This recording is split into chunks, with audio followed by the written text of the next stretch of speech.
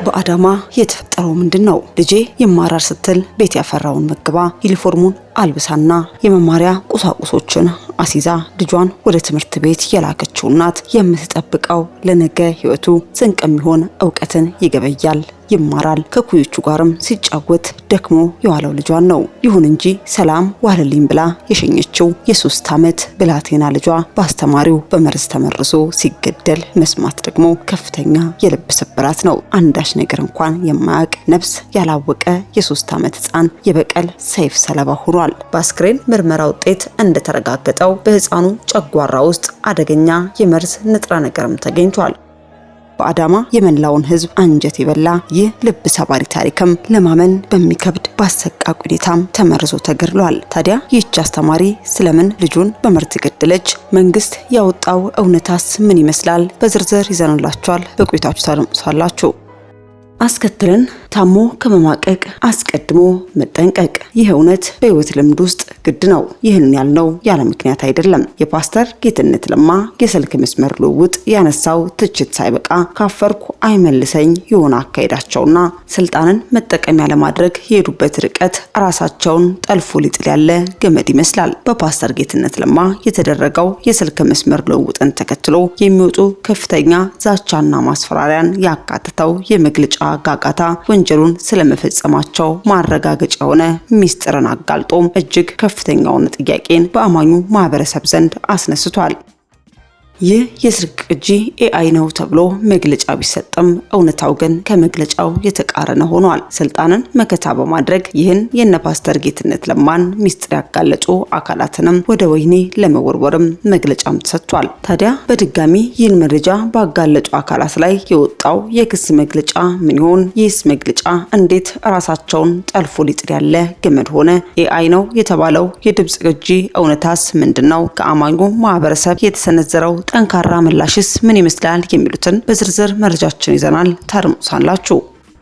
አሁን እንደምትመለከቱት በተለይ እየወጡ ያሉ መግለጫዎች በጣም አሳፋሪ ናቸው፣ በጣም አሳዛኝም ናቸው።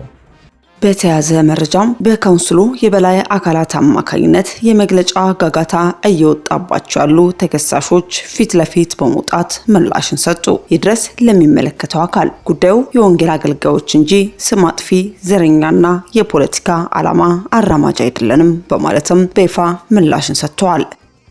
አስቀድሞ ክስ የተሰነዘረባቸው እውነታውን ፊት ለፊት ያጋለጡት አካላት እነማን ናቸው? ለደረሰባቸው የማስፈራሪያ ዛቻና ለወጣባቸው መግለጫስ የሰጡት ምላሽ ምን ይሆን? ለዚህ ሁሉ እሰጥ አገባስ የካውንስሉ የበላይ አካል ምን አይነት ውሳኔ ያሳልፍ ይሆን? በካውንስሉ ውስጥ ያሉትን ያጠራ ይሆን ወይንስ ስልጣንን መከታ በማድረግ ጉዳዩን ባጋለጡ አካላት ላይ ክስ ይመሰርት ይሆን? ሁሉንም በዝርዝር መረጃችን ታደምጡታላችሁ። በስተመጨረሻም በእግዚአብሔር ሰው ነብይ አንተነህ በዛብህ የተላለፈ አስደንጋጭ መልእክት። እርስ በርስ አታጣሉን፣ ኦሮሞ ከአማራ ጋር አታባሉ። እጅግ ክፉና አስቸጋሪ ጊዜ ላይ ያለነው። ዘረኝነት ነግሷል። ከዚህ በላይ አትበድሉን። የኢትዮጵያ መንግስት ስማ በማለትም የእግዚአብሔር ሰው ነብይ አትክልት ሽታዬ እየሆነ ባለው ነገር ላይ ለኢትዮጵያ መንግስት ስማ በማለትም ጠንካራ መልእክትን ያስተላለፈ ሲሆን አያይዞም ለኢትዮጵያና ለኤርትራ መንግስት እኛን ሰለባ አድርጉን በማለት ለሁለት ሀገራት መንግስታት የማስጠንቀቂያ መልእክቱን አጋርቷል። ነብዩ እኛን ሰለባ አድርጉ ሲል በድፍረት የተናገረበትና ለኢትዮጵያ መንግስትም ያስተላለፈው ማስጠንቀቂያና ከጌታ ተቀብሎ የተናገረው መልእክት ምን ይሆን? በቆይታችሁ ከአንደበቱ ታደምጡታላችሁ። እስከ መረጃው ፍጻሜ አብራችሁን ቆዩ።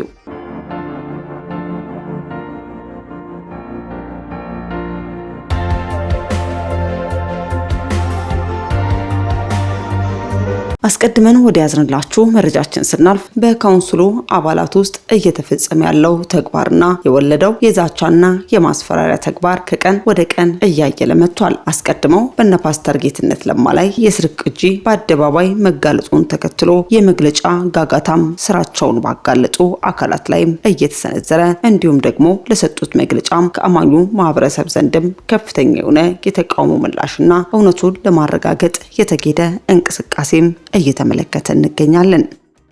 በአብያተ ክርስቲያናት ህብረት የተሰጠው መግለጫ አልበቃ ብሎ በድጋሚ የኢትዮጵያ ማህበረ ወንጌላውያን መግለጫም ሰጥቷል። በመግለጫው ላይ እንዳለውም ከሆነ ለኢትዮጵያ ወንጌል አማኞች አብያተ ክርስቲያናት ካውንስል ጉዳዩ በተቀናጀ የሶሻል ሚዲያ ዘመቻና በኤአይ ቴክኖሎጂ የታገዘ የሐሰት መረጃ ስርጭትን አስመልክቶ አፋጣኝ ህጋዊ እርምጃ እንዲወሰድ ስለመጠየቅ ይህ ደብዳቤ የኢትዮጵያ ማህበረ ወንጌላውያን ማህበር የተጻፈ ሲሆን ከቅርብ ጊዜ ወዲህ አቶ ዘላለም መንግስቴ፣ ቴዎድሮስ ተጫንና ሌሎች ግብረ አበሮቻቸው ከሀገር ውስጥና ከሀገር ውጭ ካሉ የኢትዮጵያ ታሪካዊ ጠላቶች ጋር በመቀናጀት በኢትዮጵያ ወንጌል አማኞች አብያተ ክርስቲያናት ካውንስል፣ በካውንስሉ መሪዎች እንዲሁም በሀገሪቱ ታላላቅ መንፈሳዊ አባቶች ላይ እየፈጸሙት ያለው የጥላቻና የስም ማጥፋት ዘመቻ በጥብቅ ለመቃወም ነው። እነዚህ አካላት የማህበራዊ ሚዲያ መድረኮችና ዘመናዊ የኤአይ ቴክኖሎጂዎችን በመጠቀም ምንም አይነት መረጃ ማስረጃ በሌለበት ሁኔታ በተቀናጀ መልኩም ጥላቻና መጠራጠርን በመፍጠር በአዋጅ የተቋቋመውን የኢትዮጵያ ወንጌል አማኞች አብያተ ክርስቲያናት ካውንስል ለማፍረስ እየሰራ ይገኛል።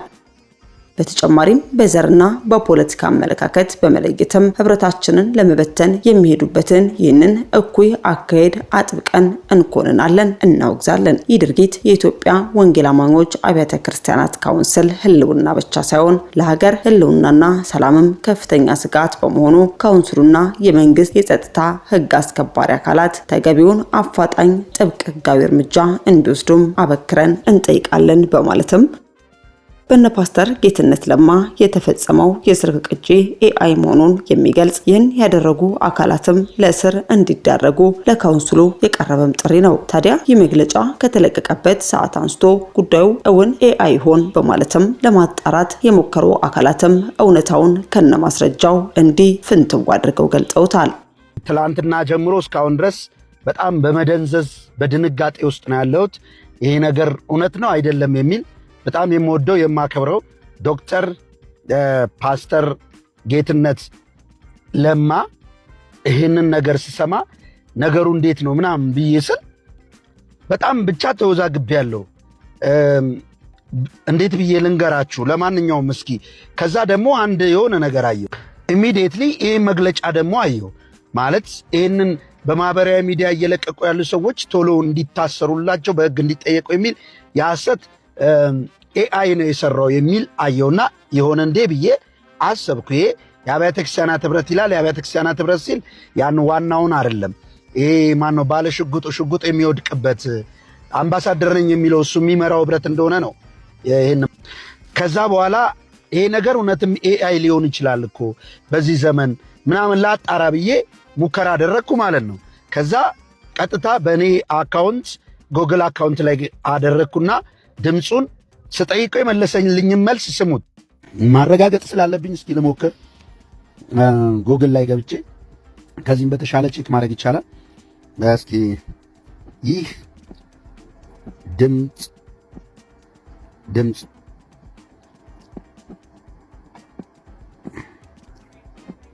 ኤአይ ነውን? እስኪ ምን ያመጣ? ይህ ሰው ሰራሽ አስተዋጽኦ ኤአይ አይደለም። በሁለት ሰዎች መካከል የተደረገ እውነተኛ የስልክ መስመር ውይይት ነው። በንግግር ውስጥ ስለ ቤተ ክርስቲያን፣ ስለተለያዩ ኃላፊነቶችና ስለ ገንዘብ ዝውውር በግልጽ እየተወያዩ እንደሆነ ይሰማል ይላል። እሺ ምን ማድረግ ይቻላል? እሺ አሁን እና ይህም ብቻ አይደለም፣ ድምፁን ብቻ ሳይሆን ለምን ደግሞ እነዛን ቼኮቹ ምናምን እነሱንም ፌስቡክ ላይ ሲዘዋወር በቃ ብቻ ከትላንት ጀምሮ ደንዝዣለሁ። የምሬን ስነግራችሁ ማለት ነው። እስኪ ብዬ ለማጣራት አንድ ነገር ማጣራት ስላለብኝ ብዬ ደግሞ አየሁ። እሱንም ይሄኛውንም ደግሞ በምስል የተደገፈውን ከፌስቡክ ላይ አውርጄ ነው። ይህም ግራ ገባኝ። እስኪ ትራንስፈር የተደረገና ቲኬቱ ቼክ እስኪ እንጠይቅ። ይህስ ጽሁፍ ኤአይ ነው ብለን እንጠይቅ እስኪ። ኤአይ ነው ግራ ገብቶኛል እኮ ነውን ብለን ስንጠይቀው እስኪ ምን ይለናል ጉግል? እዛ ወዲያው ከላይ ያቀረባቸው ምስሎች የባንክ ሰነዶችን፣ የቼክ ማስቀመጫ ሻውቸር እና የሞባይል ባንኪንግ የክፍያ ማረጋገጫ ገጽ የሚያሳዩ እንጂ በኤአይ አርቲፊሻል ኢንተለጀንስ የተፈጠሩ አይደሉም። ይህን ለማረጋገጥ የሚረዱ ዋና ዋና ነጥቦች የእጅ ጽሑፍ ባህሪ። በመጀመሪያው ምስል ላይ ያለው የእጅ ጽሑፍ የፊርማ ስታይልና የብዕር ቀለም መደበኛ የሰው ልጅ አጻጻፍን በግልጽ ያሳያል። ትክክለኛ መረጃዎች በሁለቱ ምስሎች ላይ ያሉትን መረጃዎች ስናነጻጽር ለምሳሌ የሂሳብ ቁጥር እሺ። ስለዚህ ጎግልም ራሱ አረጋግጦ በትክክል የሰው ድምፅ ነው ብሏል፣ የሰው ጽሑፍ ነው ብሏል። ምንም እንግዲህ ማስተባበል የሚቻል ነገር አይመስለኝም።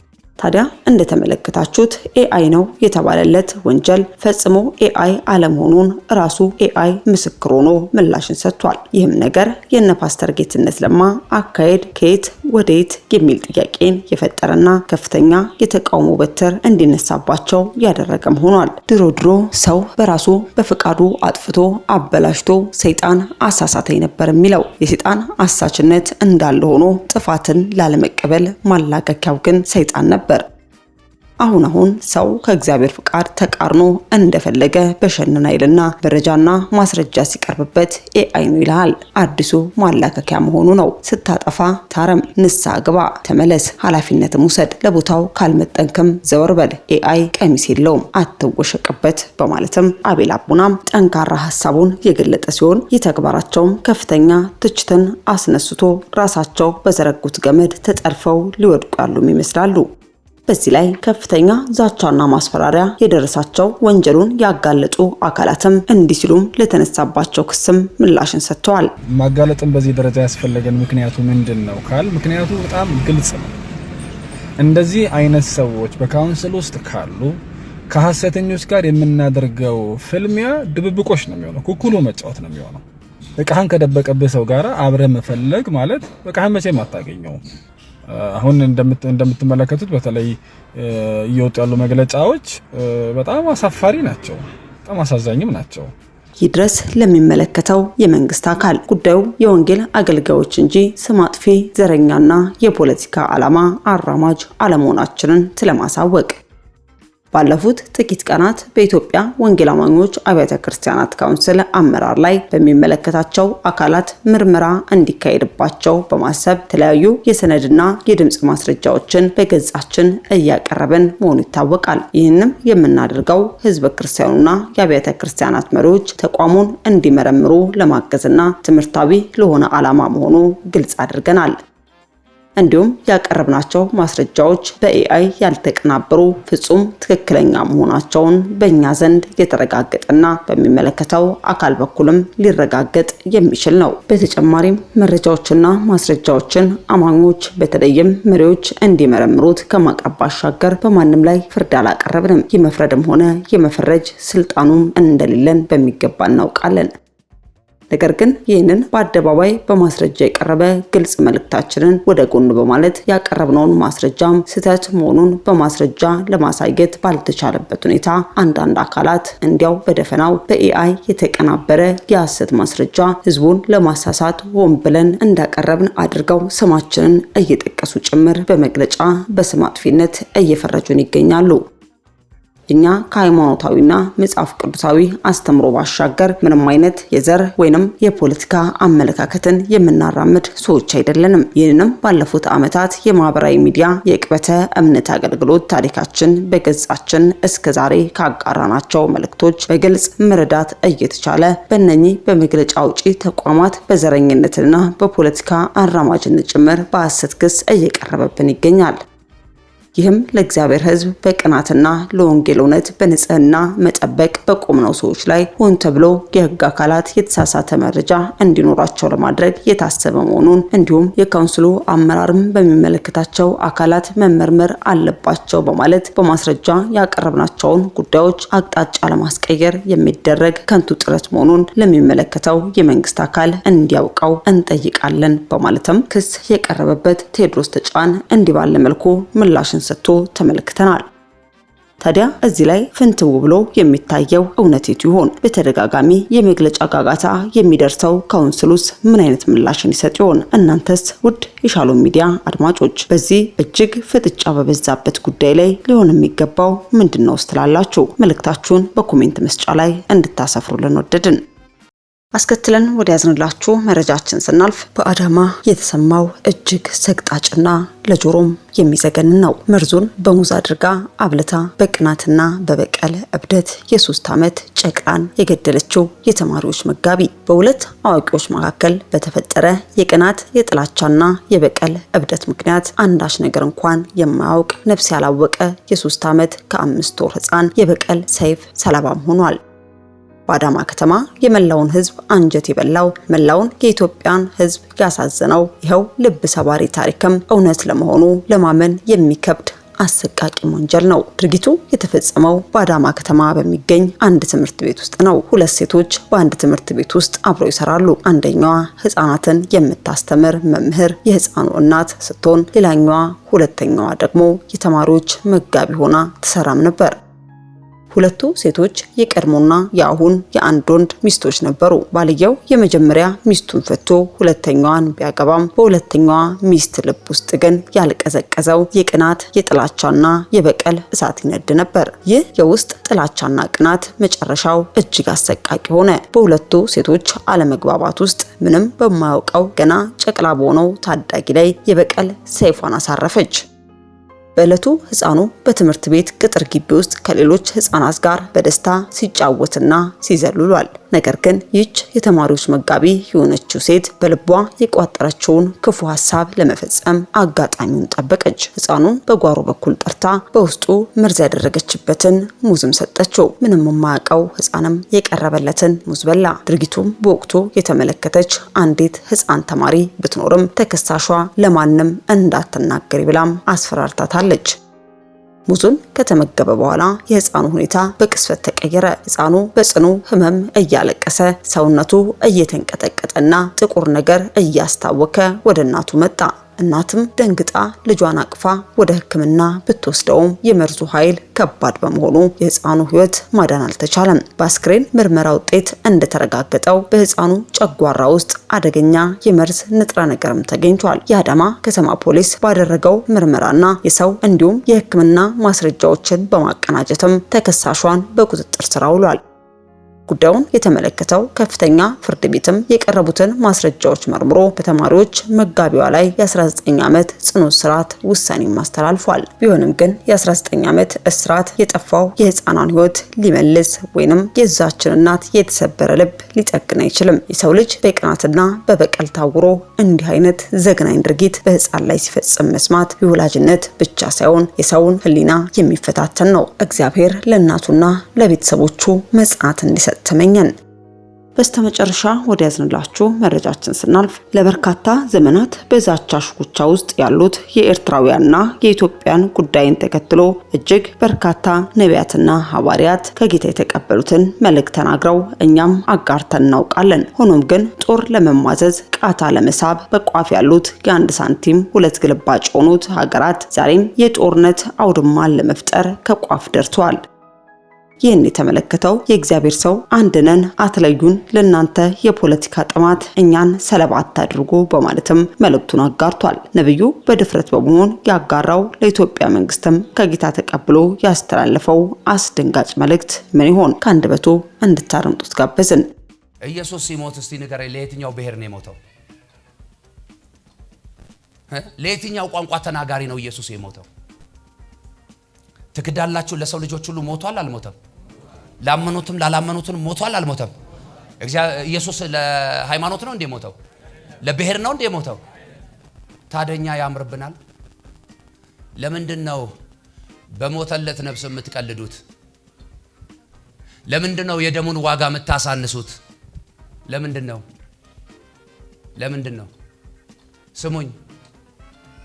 ስሙኝ በየቤተ ክርስቲያኑ በየአብያተ ክርስቲያናቱ ያላችሁ ቅዱሳኖች ጌታ ኢየሱስ ክርስቶስን የግል አዳኝ አድርጋችሁ በልባችሁ አምናችሁ በአፋችሁ የመሰከራችሁ ስፔሻሊ አገልጋይ ነን የምትሉ የደሙ ዋጋ ለምን ቀለለባችሁ?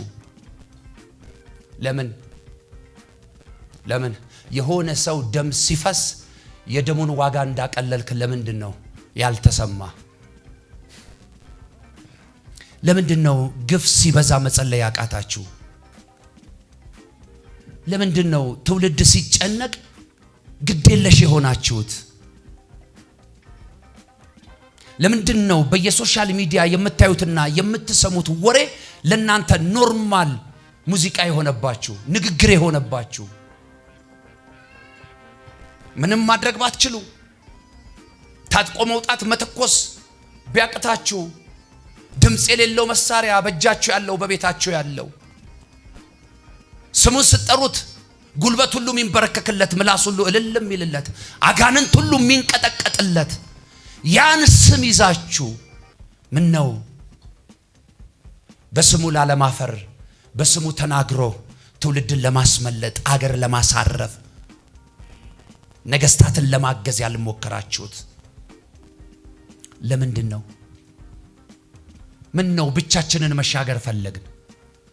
ምን ነው ብቻችንን መድረስ ፈለግን? ምን ነው ብቻችንን መያዝ ፈለግን? የሚያምርብን አንድነታችን እኮ ነው። የሚያምርብን ህብረ ብሔራችን እኮ ነው። የሚያምርብን ተጨማምረን ተደማምረን ስንኖር እኮ ነው። ጉርብትና አልናፈቃችሁም? እናንተ ሰፈር ጉርብትና አለ? ቡና ትጣጣላችሁ? እንደ ቀድሞ እንደ እምነታችሁ እንደ ባህላችሁ እንደ ወጋችሁ ትጠራራላችሁ? አለ እናንተ ሰፈር? ለምን ጠፋ? ለምን ጠፋ? እናንተ የዓለም ብርሃን የምድር ጨው ናችሁ የተባልን እኛ ብርሃን የተባልን እኛ ጨለማ አልሆንም? አልተገለጠላችሁም? አልታያችሁ? ጨው የተባልን እኛ ታጣፍጣላችሁ የተባልን እኛ ለብዙ ሰዎች ህይወት መራራ አልሆንም? አልታወቃችሁም? አልታወቃችሁም? ለኔ ብቻ በሚል መንፈስ ተጠምዳችሁ ለራሳችሁም ሳትሆኑ ለሌላም ሳትተርፉ ኖርማል ሰው ሆኖ መኖር አልሰለቻችሁ? ይሄን እንዲገባችሁ መታመም የለባችሁም። ይሄን እንዲገባችሁ መታሰር የለባችሁም። ይሄን እንዲገባችሁ መታረዝ የለባችሁም። ቢመራችሁም ዋጡት። እግዚአብሔርን ደግመን ደጋግመን እየበደልነው ነው። የተጠራ ነው ለመፍትሄ ነው። ነገር ግን የመፍትሄ ሰዎች ሳይሆን ችግር ፈጣሪዎች ሆነናል። ሌላውን መወከል አልችልም። እኔ ግን ቤተ እምነቴን እወክላለሁ። የወንጌል አማኞችን እወክላለሁ። እኛ የወንጌል አማኞች በምድር ላይ ስንኖር የክርስቶስ ኢየሱስ አምባሳደሮች ነን።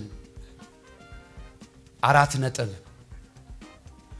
ታዲያ የክርስቶስ አምባሳደር ምልክት ይታይብናል፣ ፍሬ ይታይብናል፣ ህይወት ይታይብናል?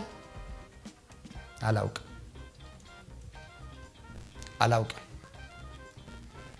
የኢትዮጵያ መንግስት ከኢትዮጵያ ወደ ካናዳ አንድ የኢትዮጵያን አምባሳደር እንደራሴ መሾም ሲፈልግ አይቶት ነው የሚሾመው። ዝም ብሎ አይሾመው።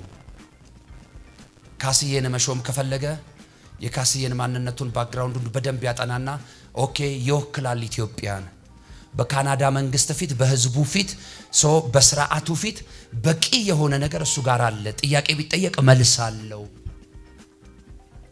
ማየት ቢፈልጉ ማሳየት የሚችል ነገር አለው ብሎ አምኖበት ነው የሚልከው። ዝም ብሎ አይልከው። ከሄደ በኋላ የአምባሳደር የራሱን ሐሳብ መናገር አይችልም። የራሱን ሌላ አዲስ ህግ ሌላ አዲስ አጀንዳ አይቀርጽም። የነበረውን ያለውንና የላከውን መንግስት ሐሳብ አስፈጻሚ ነው የሚሆነው። ፍሬም አለ። ከዛ ፍሬም መውጣት አይችልም።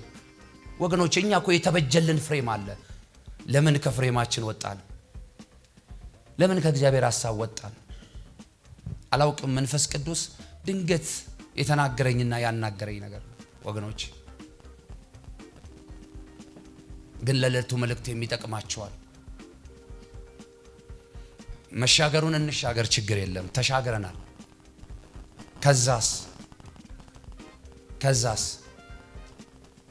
ይሄንኑ ልብ ይዘን በእግዚአብሔር ፊት የማይወድቅ የማይሰበር ደንዳና ልብ ይዘን ይሄንኑ ዘረኝነት መንፈስ ይዘን ይሄንኑ ሐሜተኝነት፣ ወረኛነት፣ እግዚአብሔርን መበደል ይዘን ወንድማችንን ጠልተን ገፍተን ሲጀመር ስሪታችን ራሱ እኮ ለዚህ የሚመች አይደለም። አያምርብንም እኮ እኛ አያምርብንም። በያው አምላክ በእግዚአብሔር ፊት ሰይፍ የሆነውን እሳት የሆነውን መዶሻ የሆነውን ቃል ይዤ አንድ እውነት ልንገራችሁ። ከትላንት ወዲያ ማምሻ አካባቢ ላይ በአንድ ጉዳይ አንድ ቦታ ነበርኩ። ከጂም ቤት ይወጣሉ እና ሁለት ናቸው። እኔ በአንድ ግርግዳ ከርቭ ላይ ነው ያለሁት። ከርቭን አልፎ እንደዚህ እነሱ ያሉበት ቦታ ነው እና የሆነ ነገር ያወራሉ። በመሃል ግን ሕያው አምላክ እግዚአብሔር ምስክር ዋሽቼ ከሆነ ይሄ ቃል ይፍረድብኝ። ቃል በቃል እንዲህ ያሉ። እኔ ግን የሚገርመኝ አለው ያውኖቹ ጴንጤዎች እኮ እንደ ድሮቹ ጴንጤዎች አይደሉም። ያውኖቹ ጴንጤዎች እንደ ድሮ ጴንጤዎች እኮ ግን አይደሉም ምናምን። የድሮ ጴንጤዎች እኮ ይገርማል፣ ያስፈራሉ፣ ደግሞ ደስ ይላሉ አለ። ወይ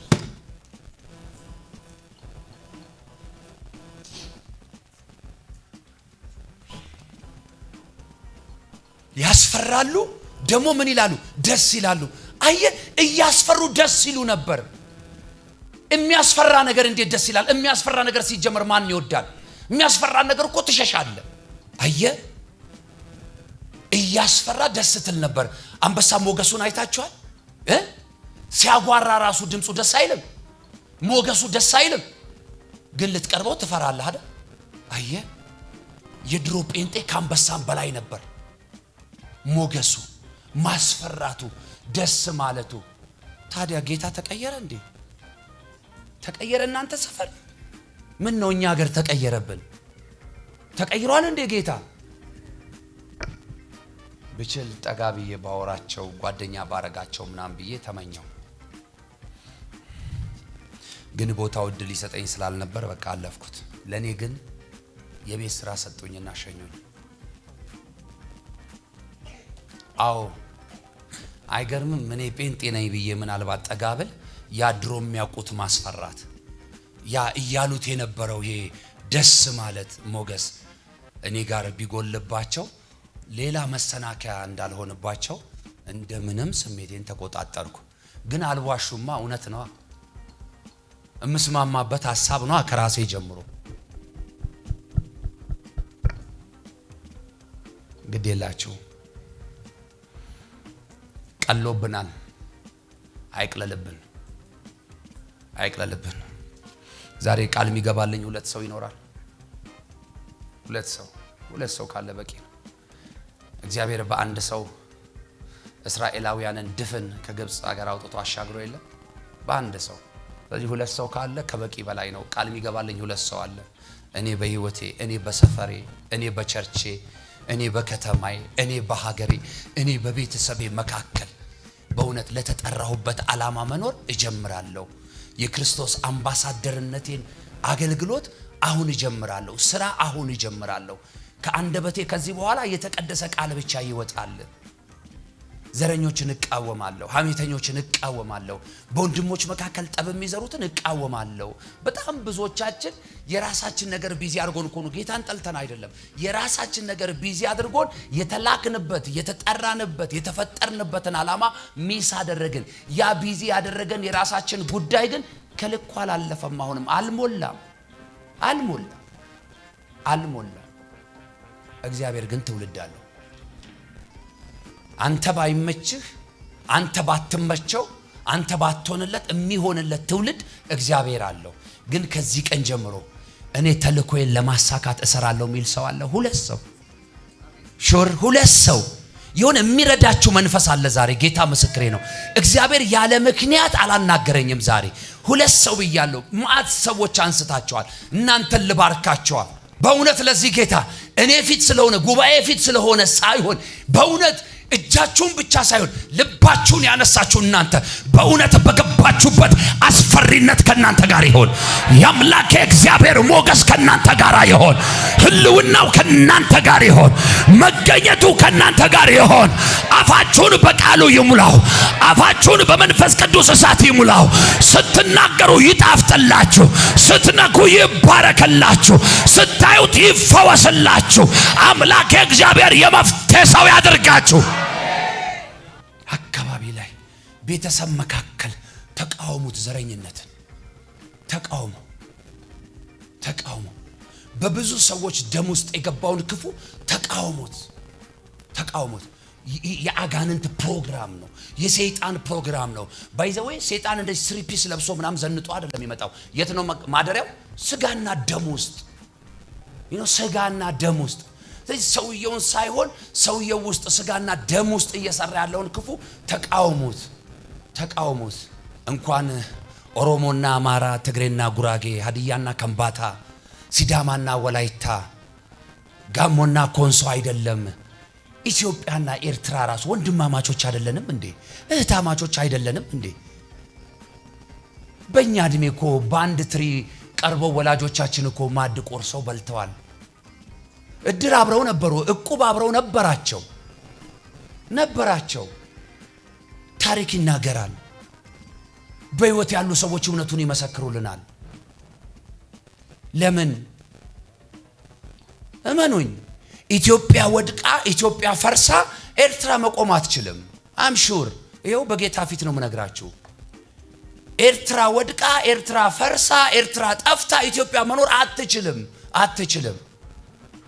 የሱዳኑ እሳት ነበልባል እንኳን ወላፈን እኮ አልነካንም እግዚአብሔር ስላለ እንጂ ወላፈን እኮ ምላሱ ወደዚህ እኮ ነው የዞረው። አልገባችሁም? እናንተ አልገባችሁም። በዚህ አጋጣሚ የሚሰማኝ ካለ በትርጉምም የሚያደርስላቸው ካለ ለኢትዮጵያም ለኤርትራ መንግስታቶች መልእክት አለኝ። የፈርዖን ሰለባ አታድርጉን።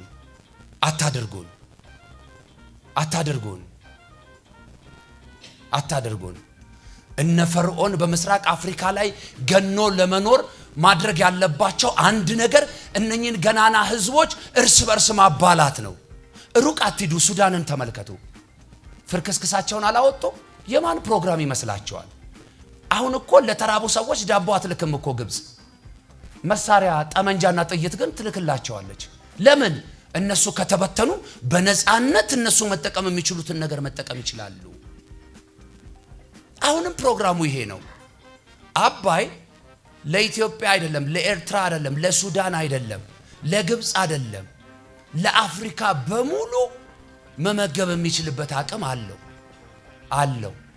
ግን ብቻቸውን መብላት የሚፈልጉ ሰዎችን እንዴት ማወቅ አቃተን? እስቲ እኛ እንመለስ እና እስቲ በንጹህ ልብ አሁን እንደማወራችሁ እንደምነግራችሁ እንደዛ ጥሩ ክርስቲያን ጥሩ አማኝ ሆናችሁ እስቲ ጥቂት ጊዜ እንጸልይ። ጥቂት ጊዜ። በእርግጥ የቅዱሳንን ጸሎት አምናለሁ። የወንድሞች ጸሎት እንደሚያግዝ፣ የቶች ጸሎት እንደሚያግዝ አምናለሁ። ግን ከዛ በላይ እኔ የተናገረኝን እግዚአብሔርን አምናለሁ። ኢትዮጵያና ኤርትራን እናንተም እነሱም እንደጠበቁት እንደማይሆን አምናለሁ። እኔ የምሰማውን ድምጽ ነው ማምነው። ክብር ለጌታ ይሁን። ግን ጊዜው እንዲፈጥን እስቲ እንጸልይኛ እንጸልይ። የኢትዮጵያ መንግስትም በኤርትራ ውድቀት አያተርፍም። የኤርትራ መንግስትም በኢትዮጵያ ውድቀት አያተርፍም። ማንም ትርፋማ አይሆንም። ትርፋማ የሚሆኑ ጠላቶቻችን ናቸው። ጠላቶቻችን ደግሞ ከጥንት ጀምሮ ታሪክ የነገረን ህዝብ ነው። እንኳን እኛን ኢትዮጵያውያንን ኤርትራውያንን ራሱን እግዚአብሔርን የማይሰማ ደንዳና ህዝብ ነው። ለምን ለነሱ መጠቀሚያ ለነሱ መሳሪያ ለምን እንሆናለን? አባ ከዚህ ህዝብ ጋር ካለ ከኔ ጋር ካለ አንተ ጻድቅ ፈራጅ ከሆንክ በጌታ በኢየሱስ ክርስቶስ ስም የኢሳይያስን ልብ ቀየረ፣ የአብይን ልብ ቀየረ፣ የኢትዮጵያን ህዝብ ልብ ቀየረ፣ የኤርትራውያንን ህዝብ ልብ ቀየረ። እግዚአብሔር ሆይ ስታስተቃቀፋቸው አሳየን። አንድ ማዕድ ሲጋሩ አሳየን። በአንድ ሐሳብ ሲስማሙ አሳየን። አባ ጣልቃ ግባ። ጦርነት ሰልችቶናል፣ ረሃብ ሰልችቶናል፣ ችግር ሰልችቶናል፣ ጉስቁልና ሰልችቶናል፣ መጠላላት ሰልችቶናል። መገፋፋት ሰልችቶናል። በቃ በለን ኢየሱስ፣ በቃ በለን፣ በቃ በለን፣ በቃ በለን፣ በቃ በለን፣ በቃ በለን፣ በቃ በለን። አባ ወንድሞቼን ከሰሜን ከደቡብ ከምዕራብ ከምስራቅ ከያሉበት ሰብስባቸው፣ ጥራቸው። አማራውን፣ ትግሬውን፣ ኦሮሞውን ጌታ እግዚአብሔር ሆይ በልጅ በክርስቶስ ኢየሱስ ስምና ስልጣን አንድ የሆነችውን አገር አንዷን ባንዲራ ይዘው እግዚአብሔር ሆይ ብሔራዊ መዝሙር ሲዘምሩ አሳየን። ላንተ የሚሳን ነገር የለም። ጌታ ሆይ ይህን አርጋ አሳየን። ብቻችንን ተሻግረን ምን እናደርጋለን? አባ ወንድሜን ጥዬ ተሻግሬ እህቴን ጥዬ ተሻግሬ ምን አደርጋለሁ? አባ ያየህልኝን አሳልፈ ሰጥተኝ ይዤው ጨብጬው ተቀብዬ ምን አደርገዋለሁ? አባ ለብቻ መሮጥ ይብቃን፣ ለብቻ መሻገር ይብቃን፣ ለብቻ መብላት ይብቃን፣ ለብቻ መጠጣት ይብቃን። የኔነት መንፈስ ይብቃን። ጌታ ሆይ አሁን ከኔነት መንፈስ ወጥተን የኛነት መንፈስ በኢትዮጵያ ምድር ላይ ይንፈስ፣ በኢየሱስ ስም ይንፈስ። በኤርትራውያን ስቃይ የሚያተርፉትን በኢትዮጵያውያን ስቃይ የሚያተርፉትን የዘላለም ቅዱስ እግዚአብሔር ሆይ ፖለቲካን መነገጃ አድርገው የሚጠቀሙትን ዘረኝነትን ገንዘብ አድርገው የሚያተርፉበትን እግዚአብሔር ሆይ እነሱን ክፉ እጆች በኢየሱስ ስም እሰርልን። እነኛን ክፉ ኮቴዎች ቄጤማ አድርግልን። እግዚአብሔር ሆይ በጌታ በኢየሱስ ስም እነኛን ክፉ ሐሳቦች ከንቱ አድርግልን። ታደርጋለህ። ተባረክ በኢየሱስ ስም አሜን። ክብር ስጡት ለጌታ። ውድ ሻሎም ቲዩብ አድማጭና ተመልካቾቻችን ለሰዓቱ ያዘንላችሁ መረጃ ያደመጣችሁትን ይመስል ነበር። በሌላ አዳዲስ መረጃዎች እስከምንገናኝ መልካም ቆይታ